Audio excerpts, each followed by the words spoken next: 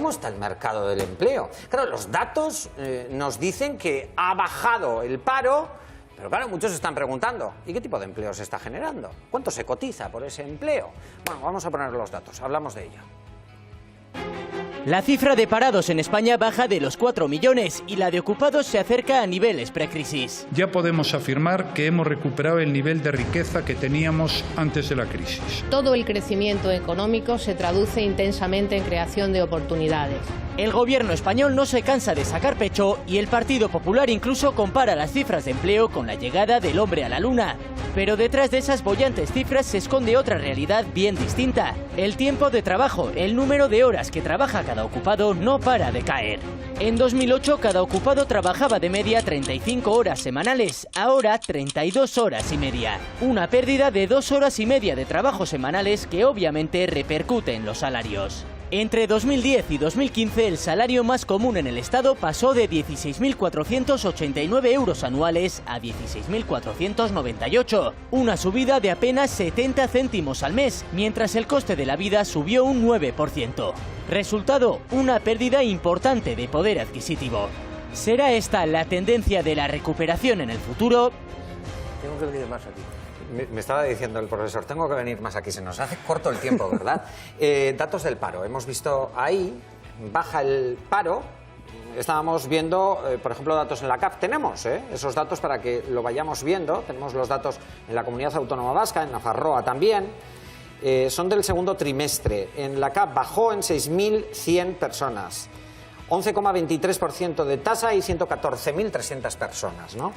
Esto lo enlazo con por ejemplo, una de las preguntas que hace una persona que ha utilizado el WhatsApp. Hacedlo, le pregunta, profesor, ¿por qué tienen que trabajar las personas de 67 años habiendo tanto parado de 27 o 37? A ver, antes en el vídeo que se ha visto, sí, ha salido el señor presidente del gobierno diciendo las maravillas del empleo que se está creando. Claro, el señor Rajoy es un político que lo que está haciendo es pues campaña permanente, ¿no?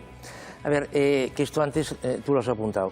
Por un lado, o sea, pregunta, ¿es verdad que ahora hay trabajando más personas que hace 3 años? La respuesta es que sí. Sí. Número de personas. Lo que tampoco dicen los políticos, o sea, eso es verdad. Lo que no dicen los políticos es que se están trabajando menos horas. Que eso es otro tema gravísimo. Pero bueno, esto es otro tema. Tampoco se está diciendo que la tasa de actividad española, es decir, la proporción entre personas entre 15, 16 y 65 años que quieren trabajar y 15, 65 años es del 58%, 58, cuando en Suiza es del 75, por ejemplo. Esto tampoco se dice. Bien, por otro lado, se crea empleo, pero ¿qué tipo de empleo se crea? El 75% del empleo creado entre enero y junio de media es temporal. Y a eso añadamos un 15% más de empleo a tiempo parcial, lo cual es la tercera pata, ¿no? Bajos salarios, independientemente de convenios colectivos y tal, bajos salarios y o trabajo en negro, subremunerado, bajas cotizaciones sociales, con lo cual linkamos con las pensiones. Entrando en la pregunta que hace esta persona. Claro. Claro. Antes, profesor, había comentado, no, le voy a recomendar trabajar lo más que se pueda, no se jubile. Claro, y uno piensa, si tenemos que trabajar hasta los 70 años, ¿cuándo van a entrar los jóvenes en el mercado laboral? Es que aquí hay dos temas que yo entiendo que son totalmente diferentes, desgraciadamente. Como las cotizaciones de los jóvenes que entran en el mercado de trabajo son absolutamente insuficientes para pagar las pensiones, la única vía cierta que tienen las personas para seguir manteniendo su poder adquisitivo es seguir trabajando. Entonces decimos, bueno, ¿y los jóvenes cuándo van a entrar? Pero es que los jóvenes en cualquier caso lo tienen fatal por la mecanización y la robotización del mercado de trabajo. En consecuencia, esta entrada de jóvenes se va a ver doblemente disminuida. Por un lado, porque las personas inconscientemente entiendo que van a tratar de continuar trabajando las personas próximas a la edad de jubilación me refiero, las que puedan, y en segundo lugar, porque la tasa de sustitución de robots por humanos va a ser enorme. Quería que interviniesen aquí el resto de las personas, si hasta ahora... Sí. Sí, yo la pregunta justo se la formulabas anteriormente porque, bueno, a principios de año la mitad de los economistas de Euskadi apostaban por un sistema vasco de pensiones que se gestionase desde las administraciones, también unido a la reforma laboral. Es más o menos lo que estaba comentando, pero no sé, ¿qué opinión le merece? Insisto en... ¿Lo de crear una caja vasca? Sí. Bueno, a ver, yo insisto, no carezco de datos. O sea, yo lo único que le puedo decir es que en Cataluña se han hecho varios estudios y hoy, si existiese una caja catalana de la Seguridad Social, tendría unos beneficios de 3.000 millones de euros. Claro, yo no me atrevo a extrapolar lo que es el caso de Cataluña y el de Euskadi, ¿no? Ahora, por pura lógica, a pesar de que evidentemente la población vasca es inferior a la catalana, el Producto Interior Bruto per cápita, al ser superior, en principio las cotizaciones también serían superiores. Con lo cual yo, y cuidado por favor, esto que nadie lo firme, yo, vamos, deduzco que podría ser perfectamente válida una caja, o sostenible, mejor dicho, una caja vasca. ¿Sería necesaria también la reforma del mercado laboral? Sí, pero ¿qué reforma? Porque claro, ya se han hecho 3 reformas en España. Es decir, y lo único que se ha conseguido con la reforma del mercado laboral es abaratamiento de despidos. A ver, el problema que tiene España no es de reforma. El problema que tiene España es que genera un PIB, hablo en general España, un PIB de bajo valor añadido, que está vinculado a salarios bajos, por ejemplo el turismo que luego es... claro, es decir, bajo valor añadido, bajo nivel de cotizaciones, bajo nivel de salarios. Por ejemplo, el consumo, no cambio de tema, nos dice el gobierno, nos dicen los políticos que el consumo está subiendo. Sí, es verdad, o sea, es cierto. Lo que no nos dicen es que el ahorro se está hundiendo. Es decir, el consumo está subiendo. O sea, las curvas de consumo y ahorro son totalmente inversas. Ahora ya hemos llegado a un punto en que las personas están desahorrando las familias para poder consumir. Entonces, claro, ¿por qué? Porque con los salarios no se llega. Alguno puede pensar que no tiene tanta incertidumbre en el futuro, que antes la gente ahorraba más porque tenía miedo de perder su trabajo y ahora... Eso es lo que los políticos, eso es lo que he oído, que los políticos nos están diciendo. Sí, ¿Y eso no te lo crees? Yo, absolutamente no. Víctor Goñi. Sí, bueno, yo apuntando un poco lo que ya ha dicho el profesor, ¿no? Por cada crecimiento de cotizantes del 3%, los ingresos a la Seguridad Social están creciendo del orden de un 1%, 1,5%, cuando en 2007 era del 8%. Ese dato es definitivo porque indica que es que nunca va a haber capacidad para pagar en 2042 15 millones de pensiones. Claro, yo, en fin, no quiero ser tan catastrofista como el profesor porque evidentemente no entiendo tanto como él, o bastante menos. Pero, lógicamente, la clave de todo está en el mercado laboral, que es lo que podría cambiar la tendencia. Usted ha dicho, ¿qué reformas se va a hacer si se han hecho 3? Pues habrá que hacer una cuarta. ¿En qué términos considera usted que habría que hacer una cuarta reforma laboral? A ver, primera cosa, totalmente de acuerdo. Estimaciones de distintas entidades sobre los resultados de la Seguridad Social en España en el año 2017. Saldo negativo de 18.000 millones de euros. Es decir, la Seguridad Social en España va a cerrar este año entre, digamos, 15 y 20.000 millones de euros en negativo. Claro, el mercado laboral. Hay una cosa que desde que en fin, el modelo que nosotros conocemos empezó a funcionar es absolutamente inmutable, es la cuestión de demanda y oferta de trabajo. ¿Cuál es el problema? El problema es que la demanda de trabajo es decreciente, cada vez las empresas están demandando menos trabajo y de menos cualificación, y la oferta de trabajo es creciente. Claro, esto se casa muy mal, realmente se casa muy mal, tanto por el lado de salarios como por el lado de cotizaciones. Entonces, claro, yo no veo cómo una reforma laboral puede hacer que la demanda de trabajo crezca.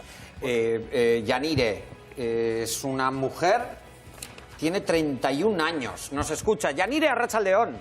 Sí, Arratsaldeon. ¿Estás en paro, me dicen? Sí, estoy en paro, tengo 2 niños. 2 hijos. Sí. ¿Desde cuándo estás en paro, Yanire? Pues bueno, desde hace varios años. He trabajado el año pasado en diciembre Y bueno, he aprovechado a hacer un poco algún curso y tal, pues porque como está el tema del trabajo, pues está difícil. El último trabajo, ¿en qué condiciones fue? ¿Durante cuánto tiempo? ¿Cuántas horas? En fin. Bueno, fue un trabajo por horas para cubrir, para mí para lo que me llaman sobre todo es para hacer sustituciones, para cubrir vacaciones de personas para algunas empresas. ¿Con eso ya vas tirando? ¿Cómo te arreglas, Yanire? Porque claro, es mantener pues una familia. Mal, porque, claro, y además porque normalmente cuando me llaman suele ser pues cuando los niños también tienen vacaciones. Entonces, claro. Pues así, pues un poco mal. Claro, el tema de la conciliación es otro tema, gran tema. Sobre Eso todo, es. Claro, Yanire, porque es que estamos hablando con una mujer, 31 años, es mujer, lo digo porque también aquí hay una brecha de género importante. Sí, porque además hay en sitios que directamente te preguntan a ver si tienes hijos, y si tienes hijos te dicen que no te cogen porque están buscando personas sin hijos. ¿Tú crees que están buscando gente más joven? No, tanto como eso no, pero sin hijos sí, o sea, que tengan disponibilidad, que puedan disponer de ti a cualquier hora, en cualquier día. Porque si dices que no, pues bueno, pues se buscan a otra persona que pueda hacerlo cuando las empresas quieran. Ajá. Yanire, ¿sigues buscando trabajo? Me imagino que tu deseo será un trabajo estable, ¿no? Eso es, claro. Estable y bien pagado, lo suficiente desde luego para vivir y mantenerte. Para vivir, eso es. ¿Sigues buscando, Yanire? Sí, claro. Pues espero ¿Algún día aparecerá? Espero que lo encuentres. Oye, el día que lo encuentres, por favor, avísanos. Vale. Avísanos, porque mira, siempre hablamos de estadísticas y tal, pero hablamos directamente con las personas que nos dicen, oye, es imposible encontrar un trabajo estable. Bueno, pues a ver, Yanire, ya nos contarás. Un vale, beso. Muchas gracias. Un beso. Hemos perdido... Sí, perdona. Sí, cómo no. En línea con lo que decía Yanire y en línea con lo que comentaba usted, un dato. No recuerdo si el estudio lo ha hecho el BBVA, no recuerdo. Hacia el año 2040, que parece que está muy lejos, pero es pasado mañana, si todos los empleos susceptibles de ser automatizados en España, o sea, robotizados, en línea con la evolución de la robotización tal y como se espera que va a ser, va a significar que en España el paro se va a situar, no, el paro no, se van a perder además 8 millones de puestos de trabajo. Eso significa pasar a una tasa de paro de alrededor del 60%. ¿España tiene suficiente capacidad tecnológica para robotizar hasta ese punto? Pero es que el problema no es este. O sea, el problema, hoy el robot lo puedes comprar llaves en mano. Pero las empresas con la crisis que ha pasado, ¿pueden invertir ahora en robotizar sus...? Algunas sí y otras no. O sea, por ejemplo, al lado de Bilbao me comentaron que hay una empresa que está funcionando con una tecnología de hiperpunta, que está trayendo trabajos, le están trayendo trabajos que se están haciendo en China, se lo están trayendo a esta empresa, porque sale más barato en Bilbao, está cerca de Bilbao, que en China. ¿Por qué? Porque sale más barato que claro, las porque máquinas. Está hiperrobotizado. Claro, ¿cuál es el problema? El problema es que al robotizar, la demanda de trabajo baja, decrece. La pregunta que me hacías, las empresas con la crisis pueden robotizar, algunas evidentemente sí, pero es que además pasa otra cosa, la tecnología cada vez es más barata, cada vez es más fácil de utilizar y cada vez es más sofisticada, es decir, te hace más cosas. Pero profesor, acabas de poner el foco, quizás alguno esté pensando ahora mismo que su enemigo, una persona que está en paro, su enemigo es el robot. Según cuál sea su empleo, sí. O sea, por ejemplo, no sé si has visto, no sé si habéis visto, si los que nos están viendo han visto, yo sugiero que se entre en YouTube y se ponga simplemente en YouTube, se ponga robot de colocar ladrillos. Y sale un vídeo de un robot que coloca ladrillos a triple velocidad de un experto humano que coloca ladrillos y con mucha más exactitud. Pero surgirán también nuevas profesiones, ¿verdad? No, pero es que yo ya estoy hablando de... Mantenimiento del robot que pone ladrillos, ¿no? ¿O qué? Sí, pero perdona. Ahora cada vez hay más máquinas que están conectadas a Internet y el mantenimiento o parte de ese mantenimiento se hace online.